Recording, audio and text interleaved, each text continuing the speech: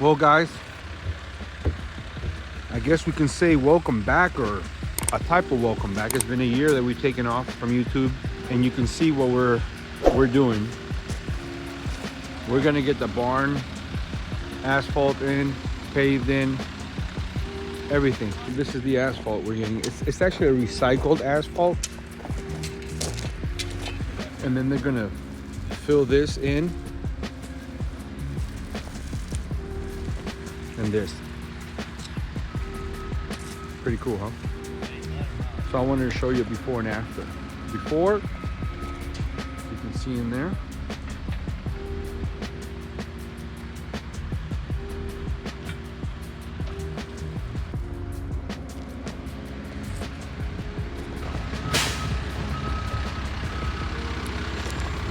So there's going to be asphalt all here, driveway, driveway, driveway, driveway. We'll be able to park in there and be able to walk to the. And all this is going to be blacktop. But we're going to have a road here that takes you to our back pasture where we can bring supplies in and out. But I wanted to show you what it's like to have the before and after. They're grading the inside.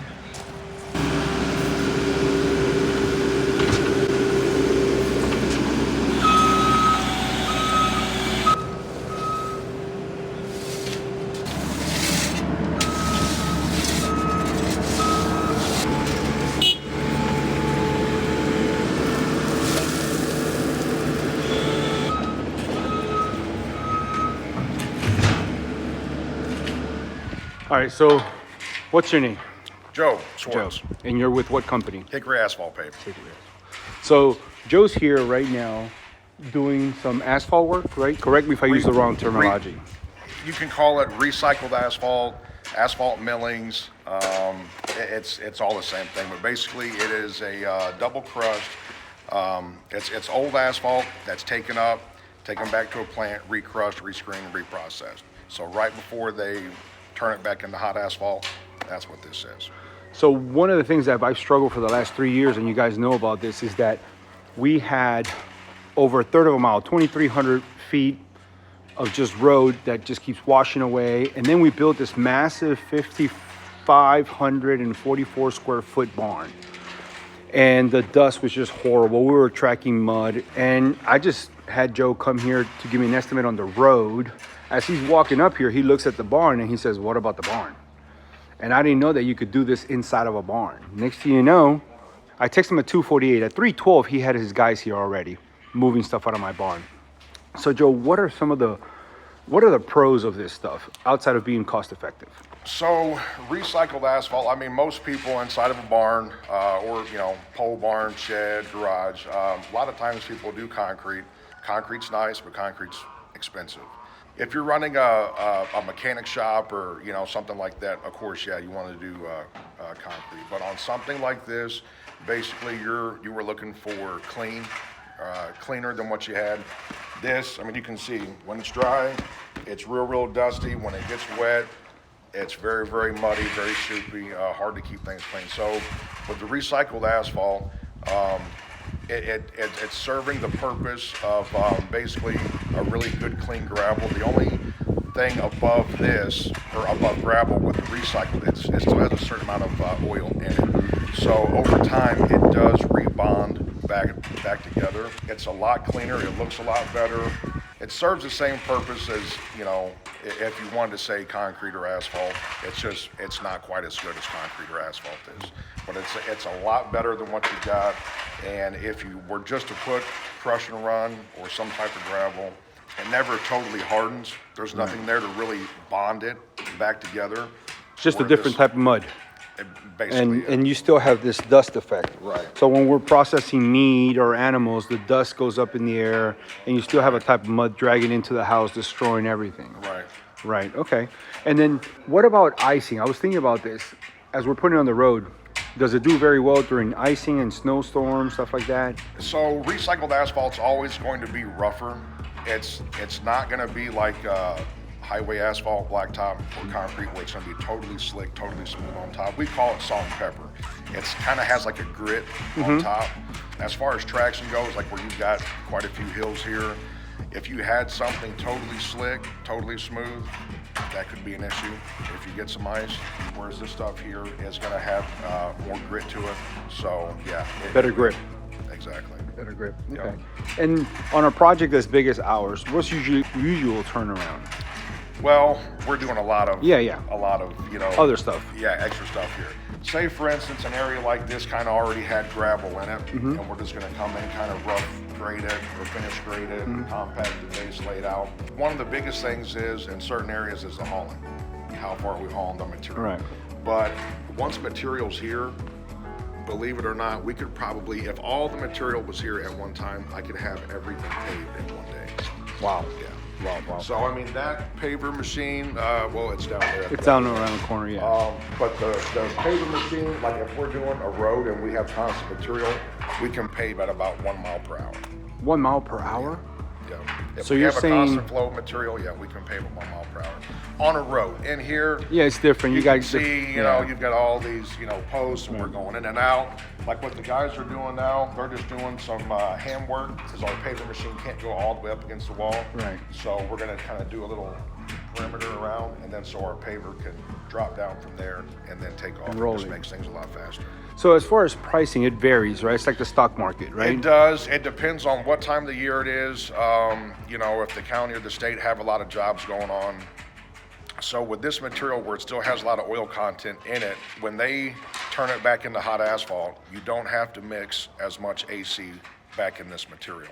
If you're using virgin material, you have to mix a lot of AC in. And what's AC? Asphalt cement. Okay. So that's like some people call it oil, tar, whatever you want to call it.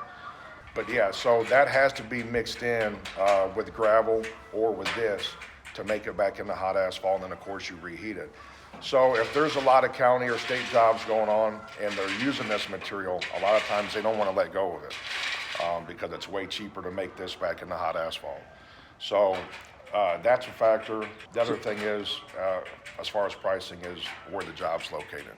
To where you have to haul this stuff from. Exactly. And like I said, one thing that we do apart from a lot of other companies is after it's down, so the kind of like the process is after this is graded, we'll roll this in, compact this, then we'll back the paver in and we'll start laying out the material. The vibratory roller, will hit it once or twice with that, but then we'll bring in a tanker sprayer that's mixed with calcium chloride.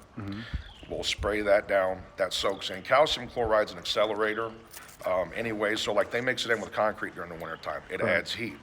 So that's one thing, it'll add some heat, but whenever it dries out, it just makes it harder, basically. How hard is it to get it back up? If I want to run I got a water line under Yeah, here you that could- I can just pop So, I up mean, and just put a just spigot. like bringing a mini excavator and with a bucket, you can dig through it. It's not as hard to get through as what concrete is, of course, or hot asphalt, but it is. I mean, it gets harder and packs better than just regular, road base.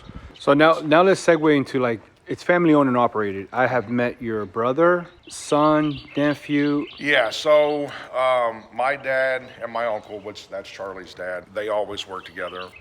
They own the company. My dad's retired, but this is all that we've ever done. I've never had another job doing anything else. Just like our kids are out here, that's how we Yeah. work. It's third generation, fourth generation is on their way On up, their way. learning things. I met them. I seen them. Yep. They're over here scraping and moving and doing whatever. Yeah. So you got fourth generation, right? That's got to make you proud, bro. It does. To see those boys It does. running Because trucks and everything else. One thing, and then once we get laying material, you'll see. I mean, you'll see them on the paver, on the roller. They don't just stand around. They actually run equipment. They work. So We just want to inform more farmers out there and homesteaders out there that, it doesn't cost an arm and a leg. And there's people here locally in the Catawba County, Unifor area in North Carolina, that it's a good family-owned operated company that can go ahead and do this type of work and do a good job. So I've seen their work over there. Let's see what it looks like afterwards. Thank you, Joe. yeah, no problem.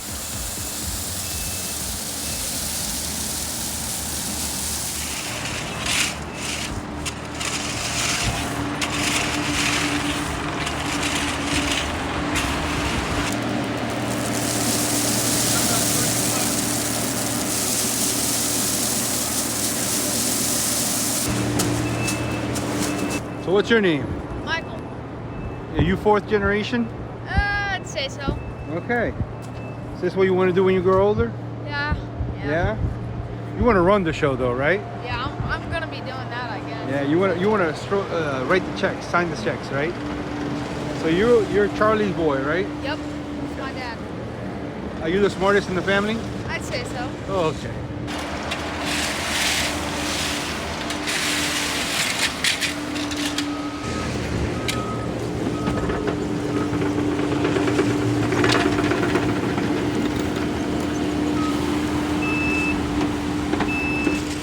As you can see, he's done waterproofing. He waterproofed it. They globbed it on really, really good, which is what I love. You want it really nice and thick. You don't want nothing thin.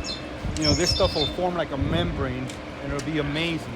So we got about 30 tons of gravel here, and what it does is as they slope it up against the wall, remember this wall is going to be holding a lot of weight back, all this earth.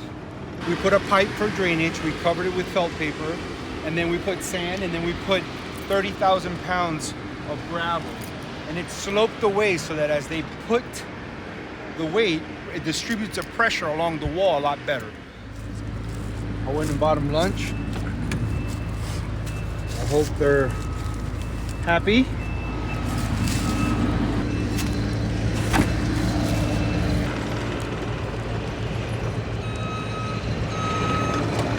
So they got started. Let's go. Let's go check it out.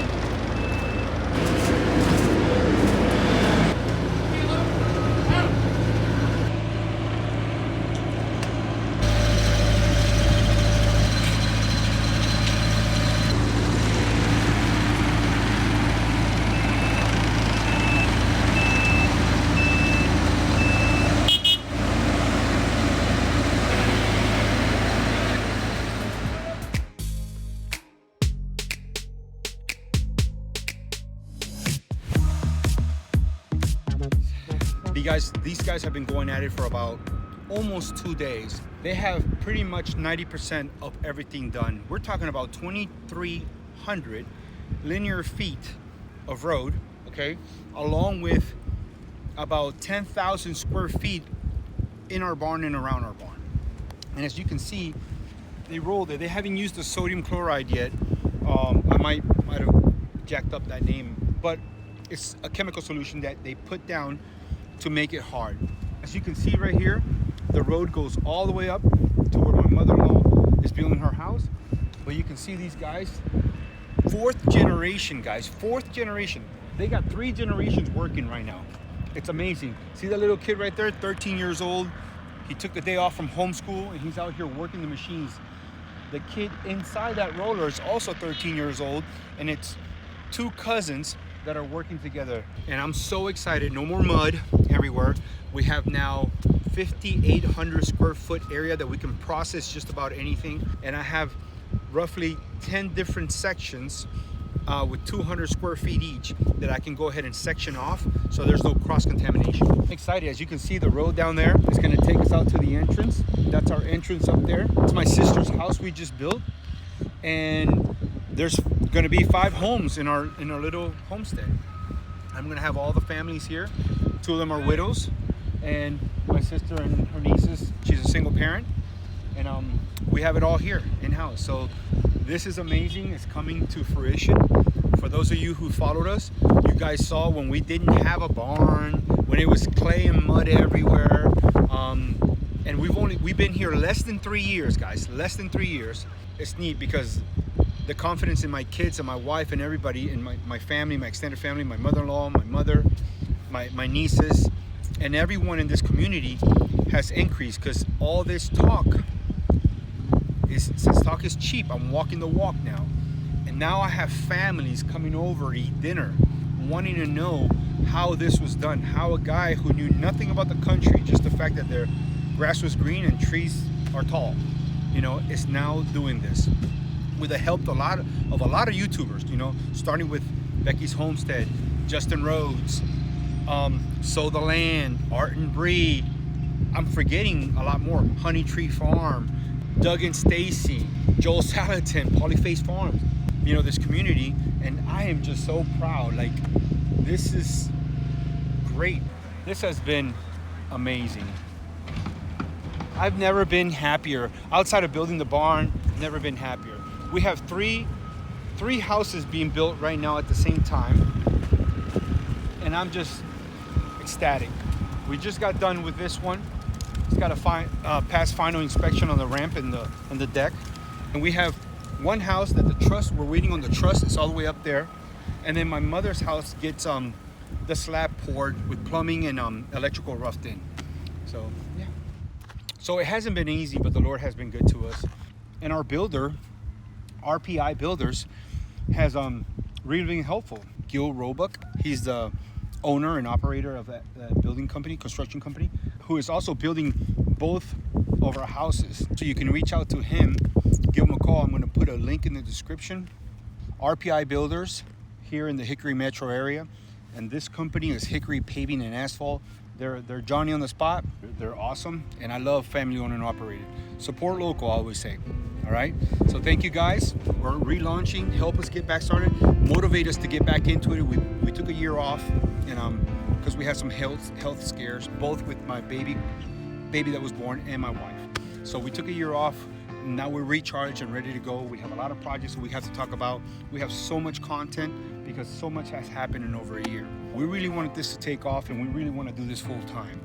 I want to give back to the YouTube community who gave us so much inspiration and help in the things. So don't forget, please subscribe.